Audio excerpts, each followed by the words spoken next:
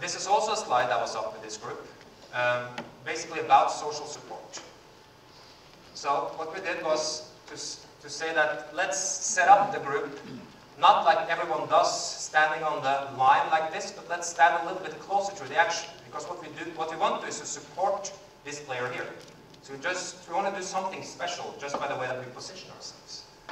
Then, when we score a shot, and you remember the statistic with Maradona from earlier, it's important to celebrate a little bit. So let's take a little victory lap, also good for accumulation of lactic acid and things like that.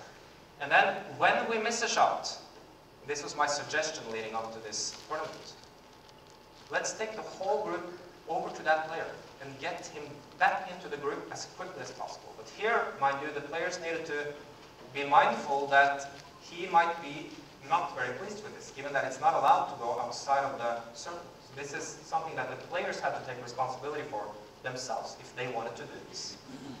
They ended up with a penalty shootout against England in the semi-final. Here we see them standing at the circle like we talked about. Here you see them after one of the goals. And here you see them after one of the misses. This penalty shootout ended up with 32 penalties in total, 16 for each team. Both teams missed several times. Wel, van wat spelen? De stadiondirecteur van het Abelense stadion wel zo goed. Ik ging tweede ring en misschien wel gewoon eruit, alleen het heb ik zelf niet meegekregen. Was je zo nerveus? Nou ja, ik weet niet of het nerveus was. Toen ik erheen liep, voor mijn gevoel was ik helemaal niet nerveus of angstig. Ik had wel een goed gevoel. Ik dacht van ja, dan moet het maar gebeuren ook. Alleen dat liep even iets anders op. Mocht het nou weer zo'n verschrikkelijke penalty-serie worden, ga je... And you could see that the players were angry immediately when it happened. And then they remembered what they had to do and they walked over to the player. And mind you also, this is not so much for the player who missed, this is for the culture of the group. So that they know that when I'm in that situation next, then I'll still be accepted by the group afterwards. This is the last slide that I have. I'm just going to try to tie it in to where I started in terms of developing a research-based psychology of football.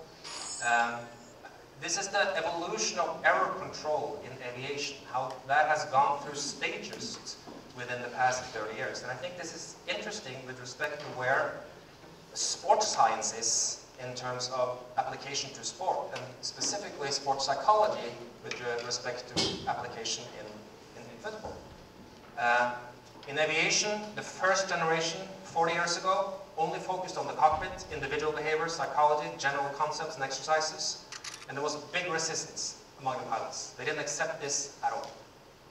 The second generation, now we focus on the crew, more specific team, the response, more accept, but still what they called psychobabble. Third generation, broader culture, linked to technology. The response now was too little focus on the causes, on error. And the fourth generation, integrated in all procedures, specific behavior, in all flight training, and a focus on the errors as well. And that's where they are now.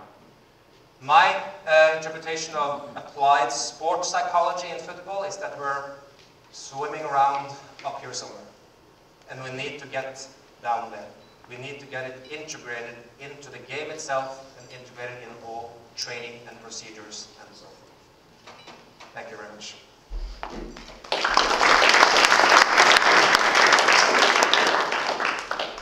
We have some time for some questions. Any questions for Geir?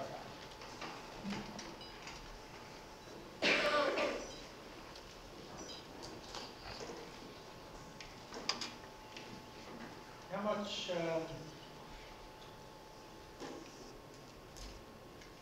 much emotional regulation training do you do as well as other when you're consulting the team? What percentage of your sports psych consulting is on this group? What would you give? On emotional regulation in general. If I consult with a team or with individual players, it's all kind of baked into a whole unity. I often find myself it's a very simplistic generalization, of course, but with two types of consulting scenarios. One where I'm working on very behaviors, I'm working on the learning, I'm working on specific problem solving and so forth. And the other one, which is basically your question, is more emotional issues. So that would be emotional issues related to pressure, it would be related to motivation. Well, both your talks, motivation, perfectionism, all those kinds of issues. How much time I spent on each of them, that depends a lot. Maybe about equal.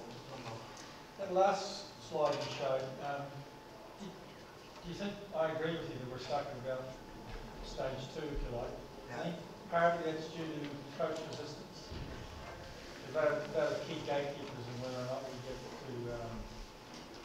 contribute to some of this work with that, in my experience. Some coaches are interested, but they're very wary of things, and focus on errors is something a lot of coaches don't even know. Coach resistance is definitely a big thing.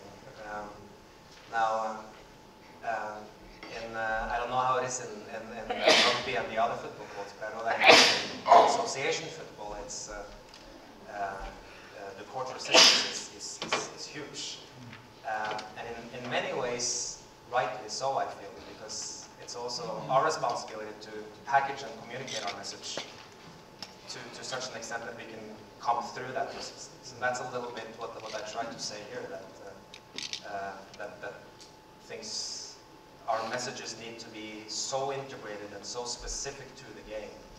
And it needs to be that you need to strike, I feel, that fine balance of staying true to your field, to working on, in our case, logical principles and processes, and at the same time speaking football. So the language is football. And the way that I communicate both with players and teams and coaches is, like you've also seen now in this presentation, with videos.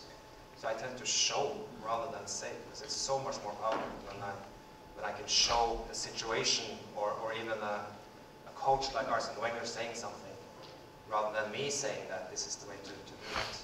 So this goes both ways, I think. Very good. Question? Hi, I'm Jordet Geir4. Congratulations for the presentation. It's really nice. Do you think that this kind of training of visual exploration could be used in injury prevention, since contact injuries are a big issue in sports? So should we really reduce contact injuries, like tackle-related injuries to this kind of training? Definitely. At my institute, the Norwegian School of Sports Sciences, we have a pretty active injury department led by Roald Dahl. And they found an association with visual perception and contact injuries. So the more players were visually exploring, the less injuries they attracted, basically. And so one would assume that if you train these behaviors, that you're also able to avoid injuries in the long run, those types of injuries at least. So yeah, definitely. Yeah. Thanks for excellent talk. I'm just curious about how much can we wait after the whistle in penalty situation? Officially. One more please, how much? How much can we wait for the time to kick after the whistle? Oh yeah. There's a referee in the room. Yeah. Maybe you'll be punished. Maybe after all this, maybe you'll be punished. Yeah. I haven't seen anything in the rules about that. It's a good question. It's a question that I sometimes get from players when I discuss these things, because I would then talk about how as a goalkeeper you can psych out the players, and then some of the more aggressive players would ask that question. Can I psych out the goalkeeper, they say? For example, can I just wait for 20 seconds and when he starts to shake in his legs, I take the kick? But it's very hard to stand there for a long time. When Endo stands there for almost 5 seconds, it's just incredible. So it's, try it. Maybe the Japanese can continue this trend. Some of you may have some more questions, so please feel welcome to stay. But we're going to finish there so we can get to the coffee break. We'll be here for questions for a few minutes if you're interested. So thank you very much for your contribution to this session.